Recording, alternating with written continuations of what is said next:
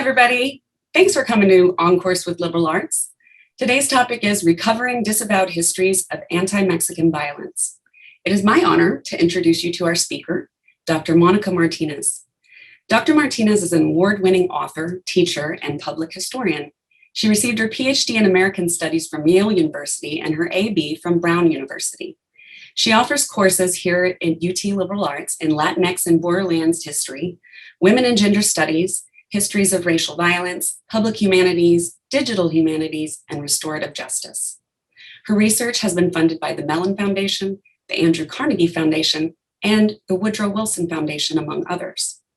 In 2017, Dr. Martinez was selected for the prestigious Andrew Carnegie Fellows Program. The fellowship provides grants for the country's most creative thinkers to support research on challenges to democracy and international order.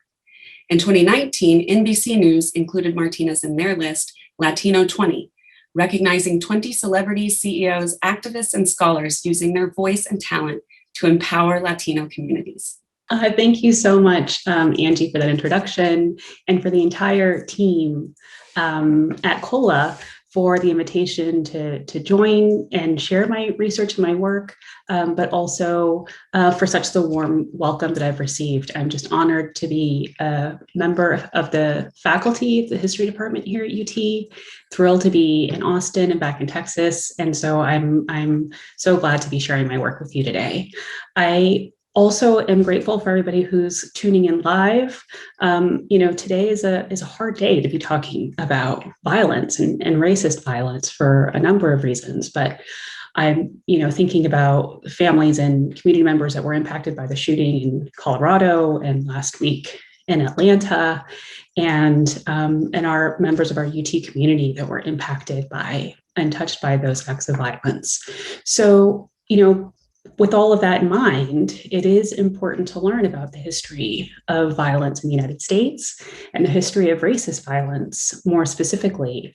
And so as a researcher and teacher, as an author, and as a public historian, I've spent time working to make these histories more well-known so that we can learn the lessons of history to inform future policies and to imagine, a better future. And so today I'm going to share my research on the history of anti-Mexican violence, the challenges of recovering these histories, some of the strategies for making them public, but also share with you the research that remains to be done.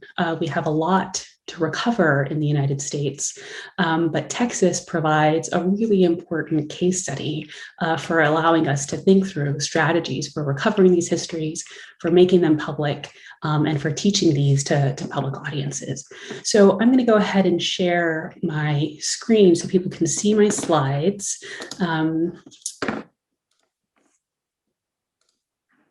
Okay, let me press play.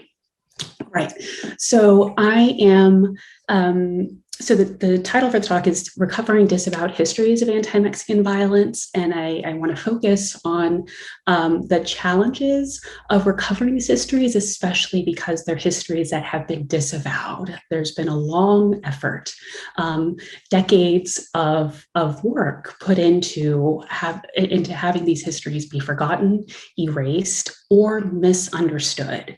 And so the questions that we'll be thinking about is, why don't we know the history of anti-Mexican violence?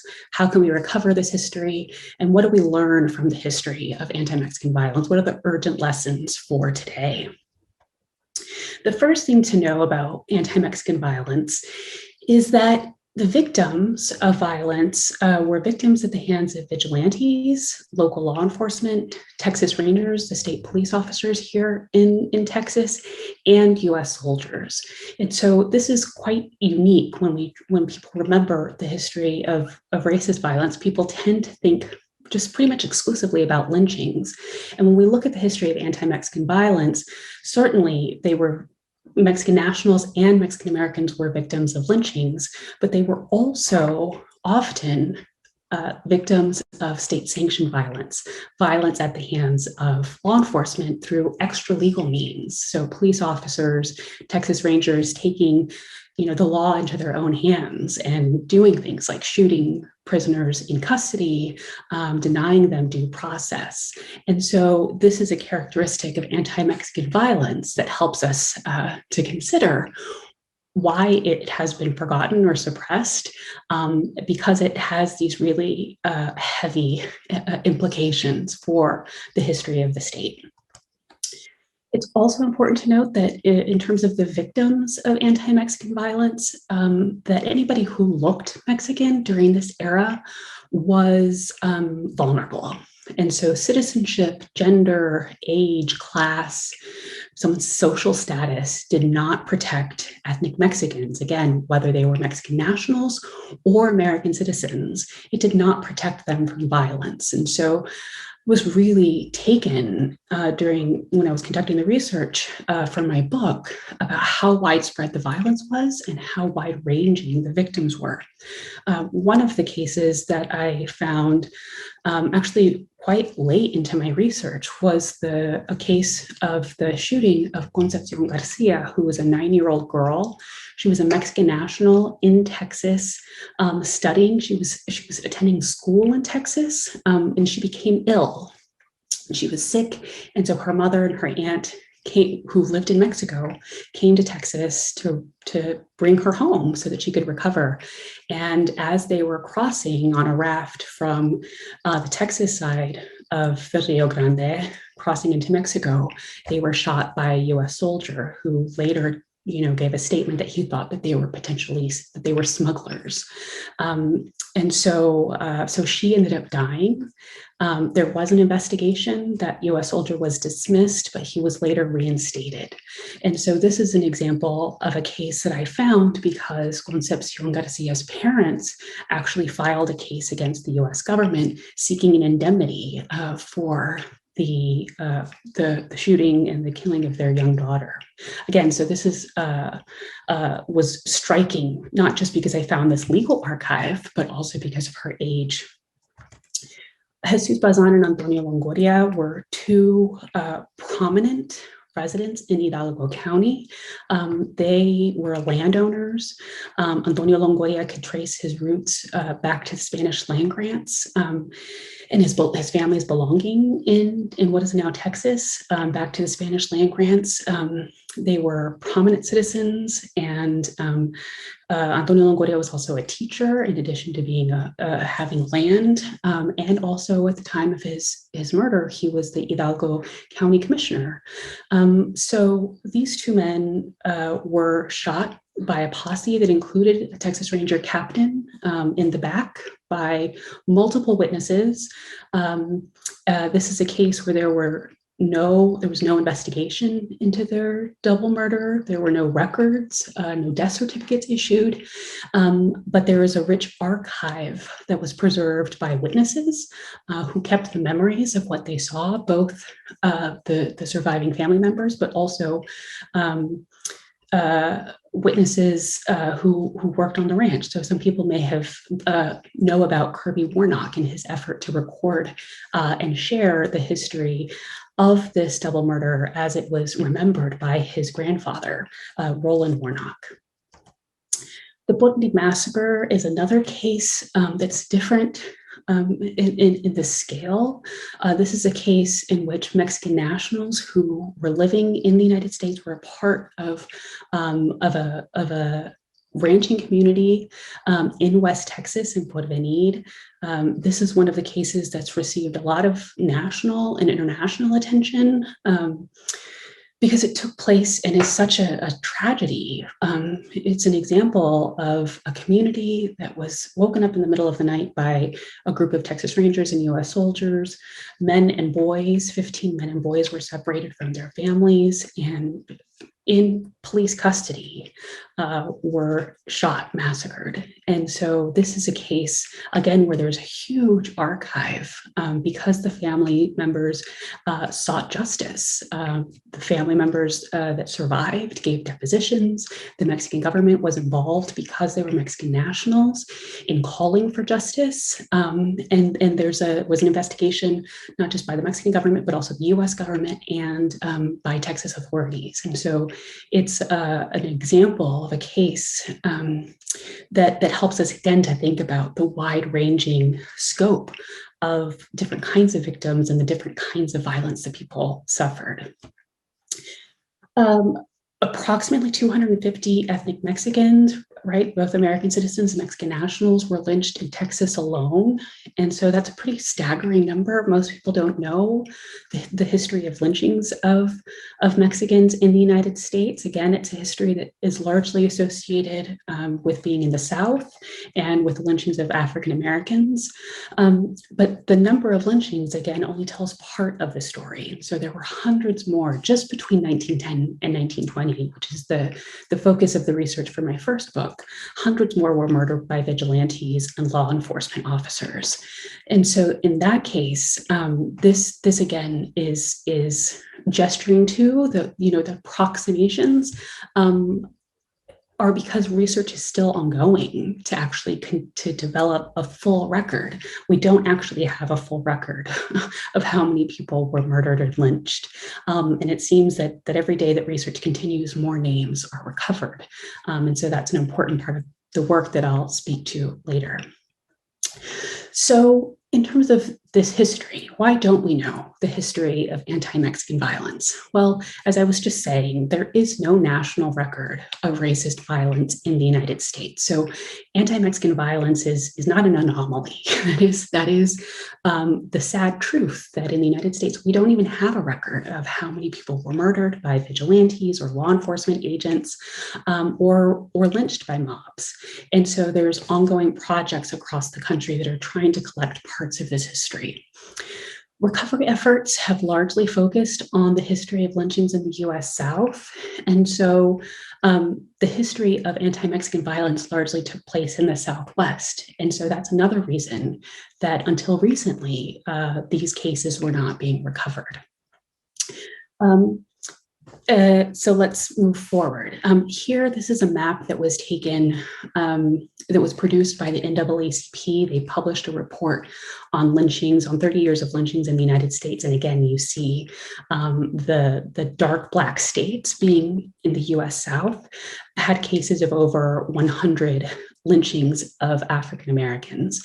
Recovery efforts now have shown that this year is an estimate of 335. Historians believe there's at least 400 African Americans were lynched in Texas alone.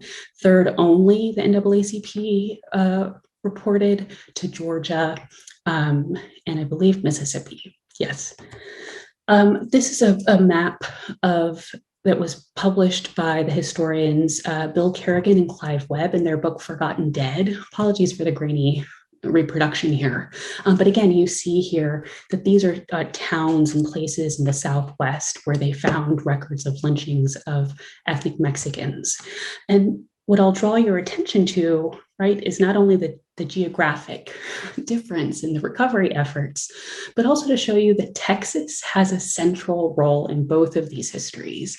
And so, unfortunately, Texas is a prime example, a prime location for recovering multiple histories of racist violence, anti-Mexican violence, anti-Black violence, anti-Indigenous violence, and anti-Asian violence, which are two other racial groups that arguably have not received adequate attention in terms of recovery efforts. And so Texas becomes a really prime space for studying these histories and actually for leading these recovery efforts. And so that's again why I'm so excited to be back in Texas and here at UT to do this kind of work. I think that Texas can really be leaders in this recovery effort, and I'm glad to be helping with that.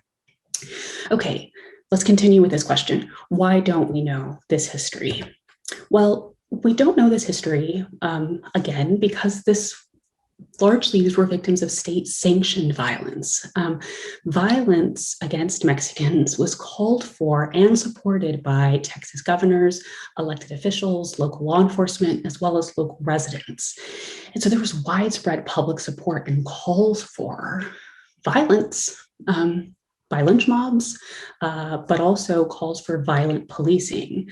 And so when we look at this history, it's not just a bunch of vigilantes or lynch mobs, it's the state is implicated, leaders in the state are implicated. And so that is one of the reasons why there was such an extensive effort to either erase this history, to disavow it, or worse, to celebrate it. And so this is a photograph of Claude Hudspeth, who was a representative from West Texas. He testified in an investigation of the Texas Rangers in 1919, and in his testimony, he said, quote, "You've got to kill those Mexicans when you see them, or they will kill you."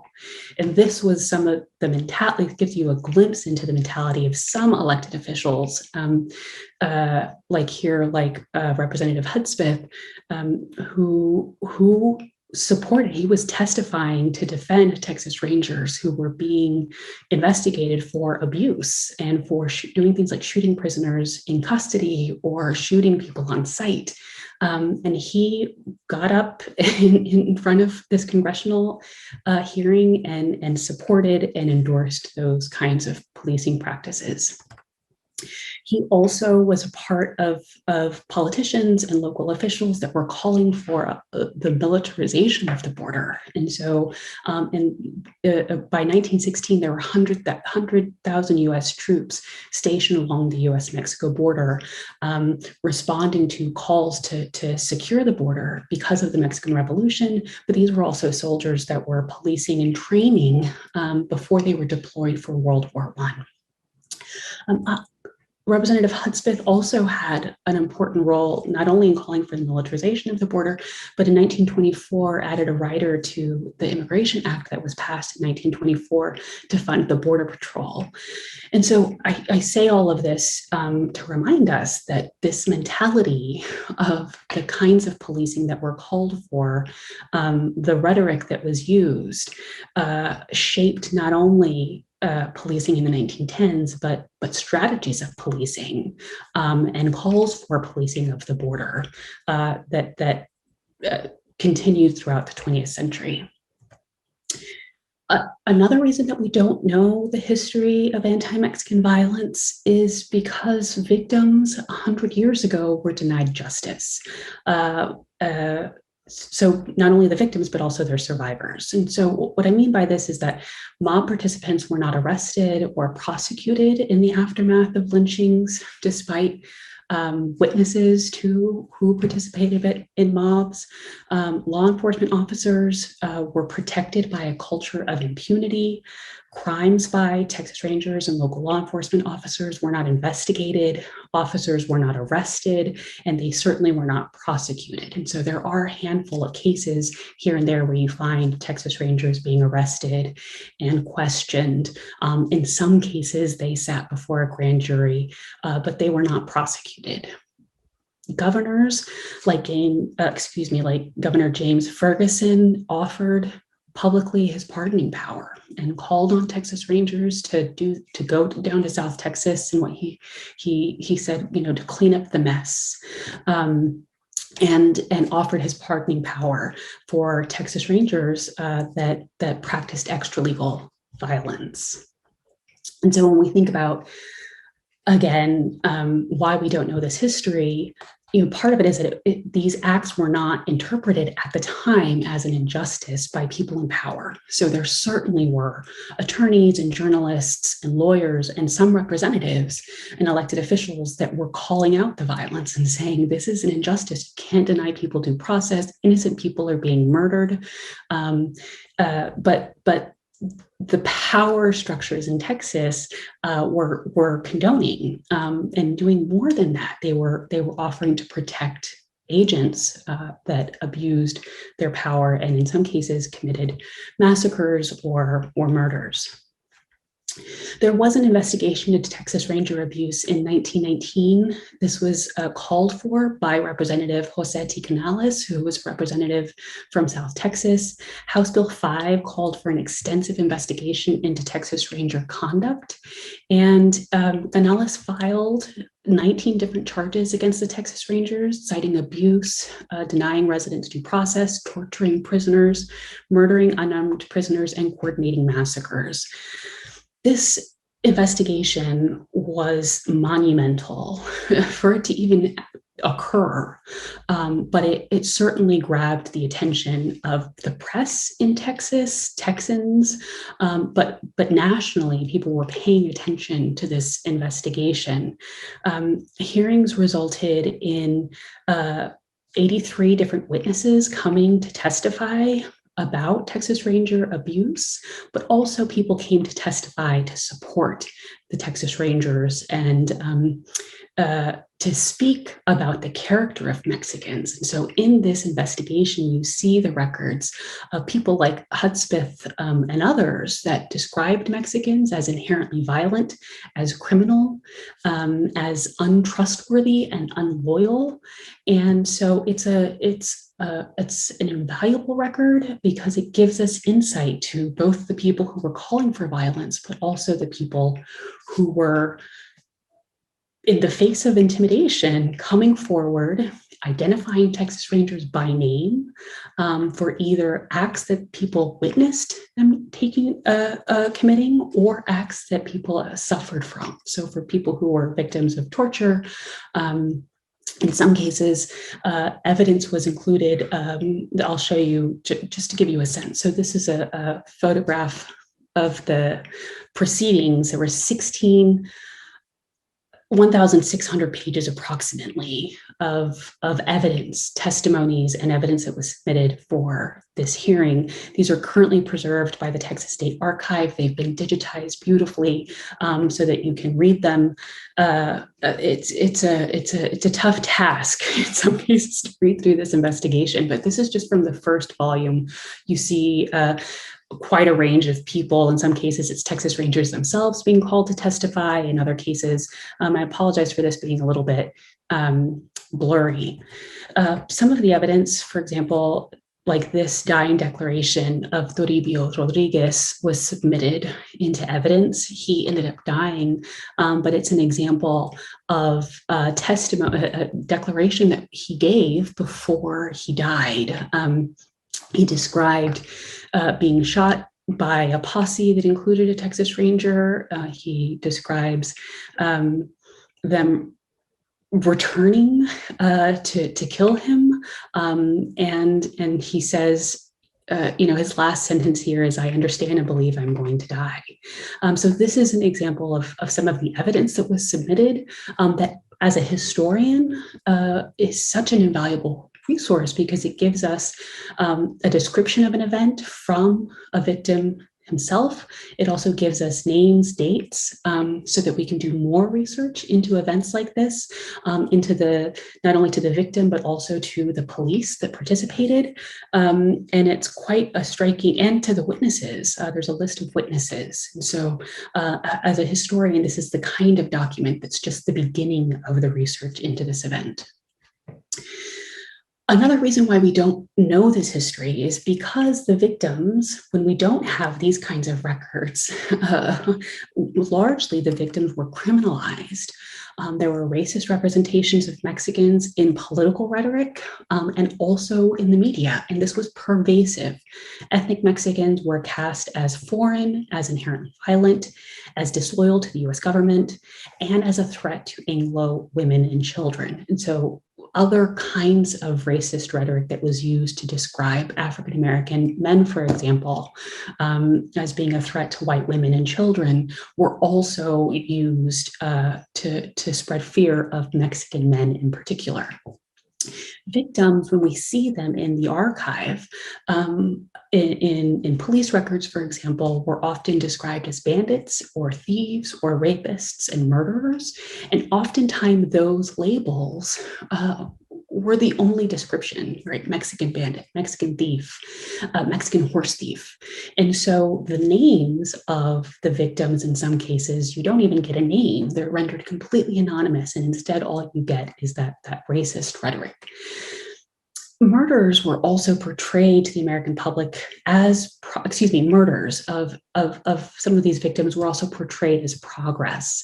And so for people who were reading about events that were taking place in South Texas and places like New York or even in Dallas, where people felt so far removed from what was happening, it was described as civilization marching forward, that Anglo men were moving into the South Texas and into West Texas, displacing violent Mexicans and getting control of this border region. And so, especially in the English language press, these events were described using the accounts of the aggressors themselves as justice, as progress. And so that really has left a lasting impact on the hard work of bringing these histories to the public.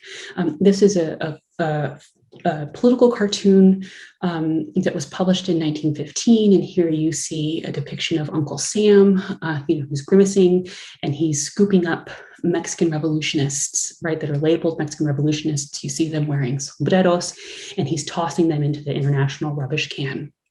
And so this was an example of a political cartoon that depicted, right, it dehumanizes these Mexican revolutionists, quote unquote.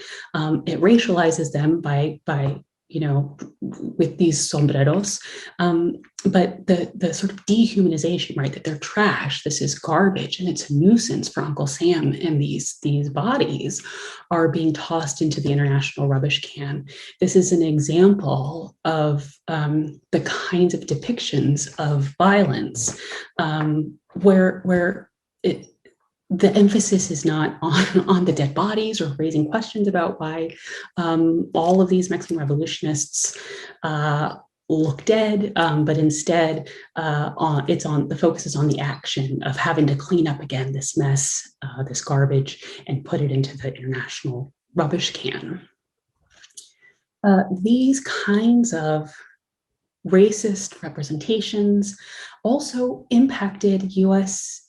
policies with how it dealt with refugees. And so this is a history that we can learn from 100 years ago, when Mexican refugees fleeing the civil war in Mexico that started in 1910 and didn't end until 1920. This is photographs from West Texas in 1914, when Mexican refugees were coming into Texas, again, for refuge. They were actually met quite with hostility from people living along the border, who called for them to be imprisoned. So there was a refugee camp, Fort Bliss, outside of El Paso, and this photograph here shows them living in tents behind barbed wire fence. And this is a reminder again of this isn't violence in the form of people being murdered, but this is an example of the kinds of policies that were created and decisions that were made. It really inspired by this idea that Mexicans were inherently violent, couldn't be trusted, dangerous, and they needed to be controlled, either through violent policing or, in this case, women and children, civilians being imprisoned. This is another example of a media representation. Here, this was published in the Laredo Times in April 1916. And the headline here, the caption, the title of this photograph says, "Keep Eye on Border Mexicans." And you see a U.S. military official look like he's interrogating or questioning 3 Mexican men, who appear quite passive here. They have their hats on their chests. And the caption, I typed this out because it's a little bit hard to read. It says, "The photograph shows strange Mexicans being questioned by military authorities of the United States on the border. The men were liberated. 2 of them later found shot." So this is an example of a kind of newspaper article that, again, is instructing the viewers, the readers, to keep their eyes on border Mexicans, right? To study, to help participate in keeping an eye on border Mexicans. But this is an example of a description of an event of 2 men, the men being liberated and 2 of them later being found shot, without a follow-up. There's not an investigation into who shot them, to what their names are. And so this is an example of media representations of some of the violence that, as a historian, I try to recover. We also don't know this history because advocates from this era faced intimidation and threats. They were smeared as unpatriotic, undemocratic, and ungrateful. It's part of the reason why the record is incomplete. People like State Representative Canales in 1918 was threatened by Texas Ranger Frank Hamer, he was described in public, but also by defenders of the Texas Ranger as disloyal. And he faced a lot of intimidation for calling for the investigation to Texas Rangers.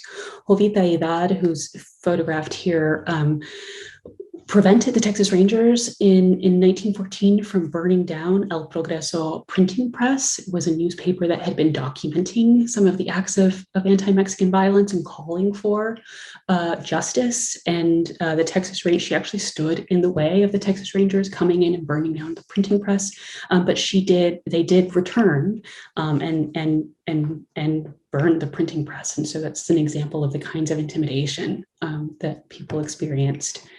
We also don't know this history because the aggressors were actually celebrated as heroes. So in newspaper accounts, lynch mobs were described as carrying out justice. Texas Rangers went on to be celebrated in history. The Texas Centennial in 1936 coincided with historian Walter Prescott Webb's release of his book, The Texas Rangers, that wrote about this era, talked about the bloodshed, but on the whole celebrated Texas Rangers as heroes of Texas civilization. The Texas Rangers went on to be glorified in film. New generations of Texans were encouraged to idolize the Texas Rangers, and it actually became a form of patriotism to actually show your pride in Texas Rangers, to show your gratitude of the Texas Rangers for their role in shaping history. And so it's been difficult for generations of people who've been trying to make these histories public because of that attachment to celebrating the Texas Rangers without questioning some of these more troubling histories. I'll just, of course, the celebrations continue. The Lone Ranger, Walker Texas Ranger, the Texas Ranger baseball team celebrates the Texas Rangers, and the Texas Ranger History Museum in Waco is also, a center that is a research hub, but also has played a really important part in celebrating the legacy of Texas Rangers.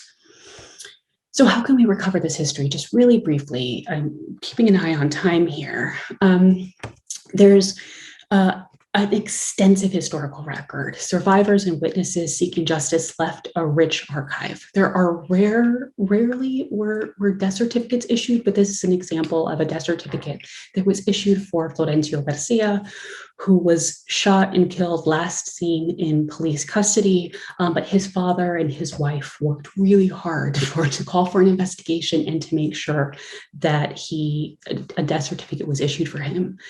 Survivors gave depositions and testimonies, and in order to call for investigations and to leave a legal record what took place.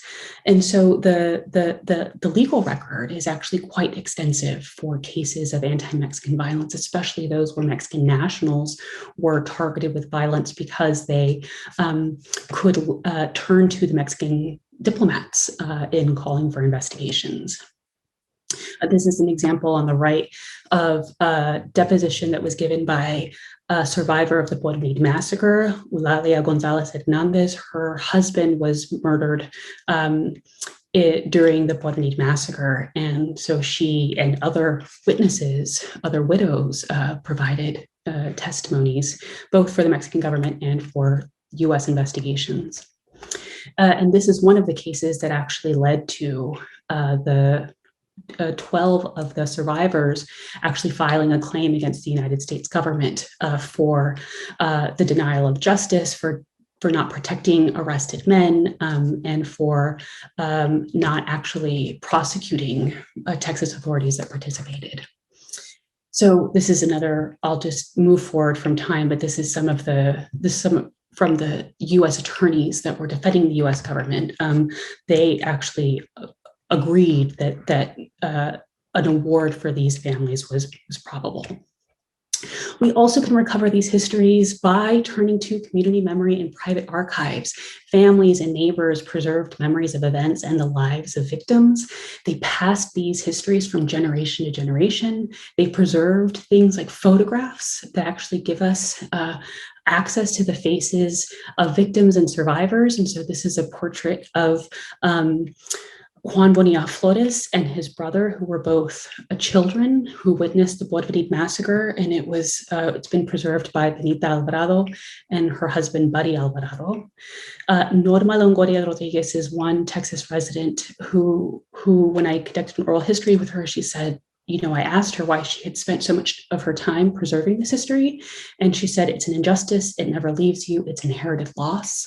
And that sentiment really helps to explain why families have continued to work to have these histories told. She helped share with me photographs of Antonio Longoria, who I mentioned earlier, and his wife Antonia, and photographs of Epigmenia Bazan, who was Jesus Bazan's widow, and her grandchildren, and helped tell me about their lives after the two men were murdered. These photographs by community members helped to provide access to these histories for a collaboration that we had with the Bullock Museum to have an exhibit called Life and Death on the Border between 1910 and 1920. This was the first time a state institution in Texas really reckoned with this history, not just the history of violence by vigilantes, but state-sanctioned violence. And but it was an incredible collaboration, but it was also one that required that we use and borrow photographs. Here you see in the distance the frame of Juan Bonilla Flores and his brother that was on display at the Bullock, and the photographs that were donated by Norma Longoria Rodriguez. Norma Longoria Rodriguez is here also with her cousin Melba Cudi and Victor Martinez. They were invaluable collaborators with a nonprofit that I am a part of called Refusing to Forget. And we worked with the Texas Historical Commission to help bring these histories to public audiences, but also to help lead the effort by Texas institutions like the Texas Historical Commission to commemorate these histories. And I'm sad to say that Melba Cudi passed away. It just feels like maybe just 2 weeks ago, but she was such a tremendous collaborator, and I'm so thankful for the opportunity to work with Texans who have these photographs and have access to family documents, have been so generous in sharing them with public audiences and collaborating for the unveilings of historical markers, for example. Part of the challenges of recovering this history is that there is a corrupt record. And so because this was a history of state-sanctioned violence, media accounts that were published about these events criminalize the dead, as I said before. As I referenced before, also the state records by local law enforcement and Texas police often don't name the dead, and so they instead use these racist rhetoric. There were also false reports filed by Texas Rangers and local law enforcement officers giving different accounts of what actually took place. And so in some cases, you actually have to do the deeper archival recovery work to actually show that we can't just assume that the authorities that were writing these reports were being truthful about what happened. And then there were also the erasures of these events. And so this is an example, this photograph of a report by Captain Ransom in 1915, in which he gives detailed descriptions about his location, the dates, how many miles he traveled, but he doesn't describe what took place. And so he's one of the Rangers that was identified by witnesses as being in the posse that murdered Antonio Longoria and Jesus Bazan. We can also recover this history by collecting broader sets of data, right? and as a historian, I work to not only recover the events themselves, but also the names of survivors and witnesses and relatives so that we can talk and document the community impact and try to actually weigh how widespread racial terror was in shaping societies. And we also have to record efforts for social justice that took place and the long efforts for things like police reform, right? Some of the conversations that we're having today about policing are not new. And so that's part of the recovery effort. We also have to recover cases, data about police themselves, to study institutional and interrelated histories, so that we can actually study the judicial systems in Texas and see how judges and attorneys participated in in creating a culture of violence. And so this is an enlistment papers for James Monroe Fox, who was the Texas Ranger captain in charge of the company who organized the massacre in Bois de Venid. He was dismissed from the Texas Rangers in 1918, but he later returned twice. And so this is one of those enlistment papers from 1925. So, to wrap up, it's troubling that as I was researching this history for my book, The Injustice Never Leaves You, I found too many cases that I could write about in one book. And every time I found a case of a victim, I realized that it was important not to just file that name or that event away in a file folder, that I needed to participate in actually creating a record. And so Mapping Violence is a project that I started and am bringing to UT Austin and developing my research team to actually recover cases of victims of racial violence in Texas. Again, anti-Mexican, anti-Black, anti-Asian, and anti-Indigenous violence. This is just a slice of the data to show you some of the mapping that we're doing to study the geographic scale and scope. This is not to say that the panhandle of Texas and North Texas, that racial violence didn't happen. That's just not the data that was mapped here. But we're also recovering, again, that more expansive data about events, not just knowing that a murder took place in 1915 of a man named Gregorio Cantu, but actually writing descriptions of the violence, collecting names and data about the victims and the aggressors, and collecting sources for future research. This is an example of a case of a murder of an African-American man in Fort Worth named Robert Peters. And so, maybe I'll just end by this last slide of what do we learn from the history of anti-Mexican violence, because the research again is continuing, but we know so much already. I testified for the U.S. Judiciary Subcommittee on Immigration and Citizenship in 2019 after the massacre in El Paso. It was an investigation into an oversight into the Trump administration's border policies and the relationship between anti-immigrant rhetoric and domestic terrorism. And so I was asked to speak about the history of anti-Mexican violence and what we could learn for today. And the 4 points that I made was that anti-immigrant and anti-Mexican rhetoric fueled an era of state-sanctioned racial violence targeting American citizens and Mexican nationals. And so, I argued history shows us that rhetoric does lead to violence. Anti-immigrant and anti-Mexican violence continued despite efforts by advocates working to end racial violence. And so, one of the lessons of history is that these cultures of violence don't correct themselves. they actually continue. And racist rhetoric shaped immigration policies, brutal policing practices, Jim Crow style laws aimed at segregating and disenfranchising Mexican Americans, and resulted in the militarization of the US-Mexico border. And so this history and this rhetoric and this kind of anti-Mexican sentiment shaped institutions and shaped policies that shaped society for the rest of the 20th century and arguably into the 21st century. And the last point is that time does not heal all wounds. And that quote from Norma Longoria Rodriguez helps to express that, right? That her family carried this injustice with them from generation to generation. And so that's just one reason why, as a historian, I'm so committed not only to recovering these histories, but also collaborating with state institutions and cultural institutions and families to make these histories public. Because again, we have to fully reckon with violence, we have to first have a truthful record, and then we have to have informed conversations about the long legacies of this violence. So I'll stop there and open it up for questions.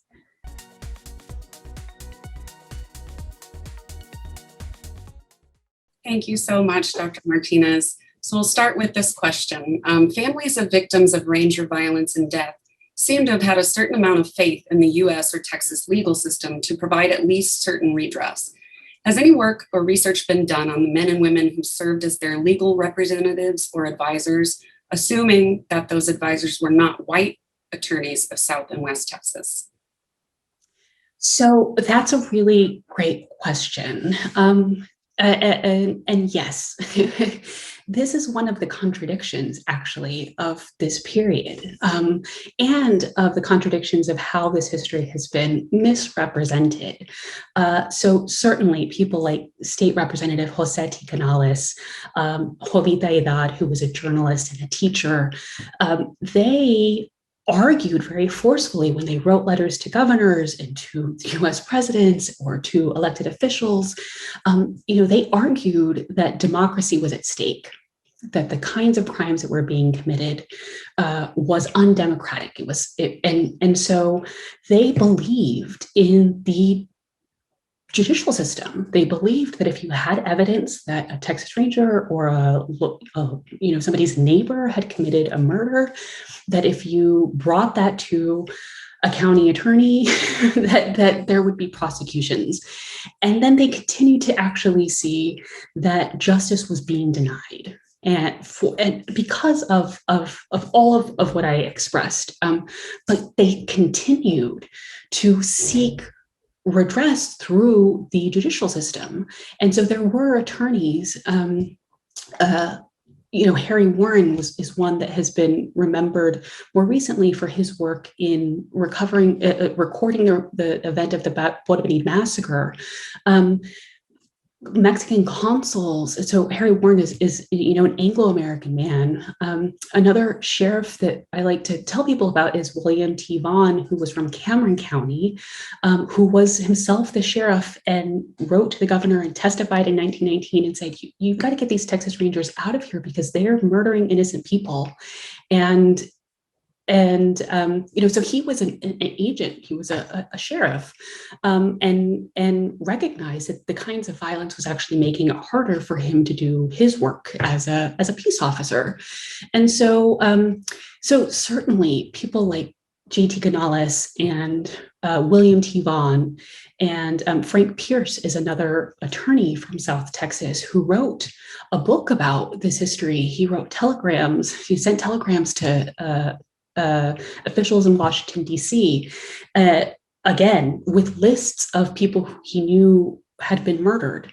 And so I think that part of what I have been trying to do in this recovery project is build what I'm now describing as a social justice archive, so that we have more insight into who were all of the different kinds of people who were calling for justice, who were the attorneys, who were the Mexican diplomats that were involved, that came to places in Texas to conduct their own investigations, and who were these attorneys that actually tried to represent families, people like Harry Warren, for example, in West Texas.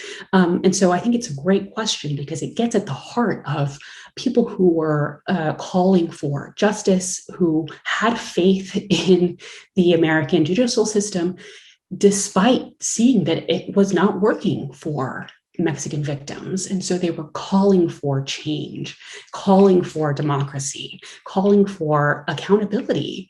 And so it's that question in some ways is yes, that we are recovering the names of these people, but we have to do a lot more work to get the full list of people who are advocating for justice. Thank you. And thanks to everyone giving us questions in the chat. We may not be able to get to all of them, but hopefully we can get back to you at a later date. I'm going to try to combine some of these. So next, how does the erasure of Mexicans from the story of the Texan side of the Texas Revolution play into the acceptance and erasure of violence against Mexicans throughout Texas history? And what kind of efforts have been employed to suppress the history being taught in Texas public schools? Well, Texas is, taking some great steps forward. That's another great question. Every time I give a public talk, whether it's in Texas or in Los Angeles or in Stony Brook, New York, people ask, when is this history going to be taught in public schools? And there are some incredible teachers like Juan Carmona, who is a teacher in Donna, Texas, who's received, Texas Teaching Awards for his incredible work. But he's been teaching Mexican American studies to high school students and has been bringing this history into the classroom. Actually, when we had an unveiling ceremony in Hidalgo County for the Bazan and Longoria double murder, for the marker unveiling, his students made research presentations. They also made research presentations at the unveiling in Cameron County for the first marker that commemorated the peak of this violence in 1915. And when his students made a research presentation in Cameron County, they actually presented on primary sources that the historians in the room had never seen. And so it's really incredible to think about more teachers in Texas teaching Mexican American studies now that the State Board of Education has approved that. We still have a long way to go because teachers need to be trained. They need to learn the histories so that they can teach their students. But I've also been so excited that there are school districts from around Texas that are doing things like writing to faculty here at UT Austin and saying, we want to teach Mexican American studies. Can you help us develop the curriculum for our district? And so there's, again, opportunities. Texas has the opportunity to really lead the effort of making these histories available to public students. I say to my students, you're so lucky. I went to school at Brown University. I had to travel 2,000 miles to learn Texas history and the history of Mexican Americans in the United States. And so I'm honored to be teaching that to students here at UT. I should also say that it's exciting that I'm being asked to teach bigger sections of it because students are on wait lists to take Mexican American history in the United States. They wait for semesters to get into the class. So my colleague Emilio Zamora has been teaching this for years. I'm so glad to be helping to offer that class this semester and again next year, but it certainly is a growth area for the history department as well. Thank you. We have time for one or two more questions. Let me start here. Mapping Violence is an excellent resource. Do you place this within the larger context of state-sanctioned ethnic cleansing that included victims from indigenous tribes in the 19th century? Yes. So, the current landing page for Mapping Violence is just a landing page. So I'm actually in the process of moving the digital project onto UT servers and to building the research team. So far, the research, I worked with undergraduate students and graduate students at Brown University, and they helped me to recover the cases of anti-Mexican violence and anti-Black violence. And of course, there's so much more work to do there. The recovery efforts before I started this project had largely focused in Southwest Texas and in East Texas. And so the recovery effort that we're doing now is to research cases that took place in Central Texas, but also North Texas and in the Panhandle, where we didn't have extensive records of violence or even, preliminary lists of things like lynchings. And so absolutely, we are recovering in anti-Asian violence and anti-Indigenous violence.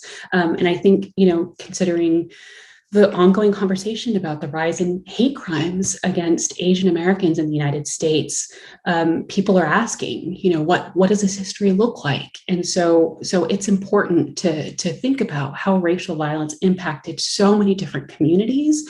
And unfortunately, as I said before, Texas has too many cases of anti-Indigenous violence and anti-Asian violence as well. And so the goal is to recover these cases, research them, write descriptions of each event, and make them publicly available, to put them online so that people can do research on their own or contribute events if they know of them in their community, but also to help organize public programming so that we can have conversations about the history, about looking forward, but these are urgent conversations. And each time I participate in a public facing project like an exhibit or a historical marker, I'm blown away by how many people come to these events. Texans want to have this conversation. And so it's so critically important as a historian to participate in those conversations, but also making sure that as your question pointed to, that we're not segregating these histories, but that we see how they're interconnected. And anti-Indigenous violence is certainly a part of the recovery effort. Thank you. One last question. We have about 2 minutes left. How do Mexico's current border policies with Guatemala relate to their struggle with anti-Mexican violence? Oh, this is a tough question to answer in just a minute. I would point people to the work of Kelly Lytle Hernandez, who's a historian who's written not only about the history of the Border Patrol, but also more recently about the history of incarceration in Los Angeles. Her history of the Border Patrol is really important because it shows that throughout the 20th century that there was actually a great deal of collaboration and coordination between US border agents and Mexican border agents.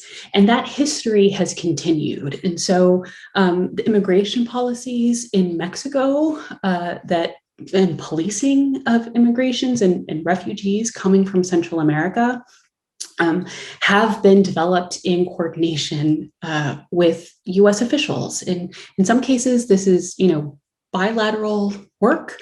In other cases, it's examples. You can look historically at examples of U.S. power and influence in calling for particular kinds of border policies in Mexico. So there is certainly a longer history for us to understand. But I wouldn't. That's what I think I would ask us to think about is how, again, the histories of people coming to the United States are so complicated because throughout the 20th century, as a historian, what I try to point to is the long history of people from Mexico being recruited into the United States, called on to come to the United States. The history of people coming to the United States today, sociologists and political scientists are actually pointing to that this is a shift, that people historically have come to the United States for work. And people coming from Central America today are climate refugees. They're refugees who are seeking refuge from violence in their nations. And so US policy has shaped things like Mexican border policing of the Guatemalan border. So certainly these histories are interconnected in that way when I think about policing and those longer histories. So sorry to do that in just 1 minute, but I hope that gives you a sense of some of the ways that I think about it and talk about it in class. Mm-hmm. Yes, that's so helpful. All right, on behalf of the University of Texas College of Liberal Arts Development and Public Affairs teams, we want to thank you, Dr. Martinez, for sharing your valuable time and research with us.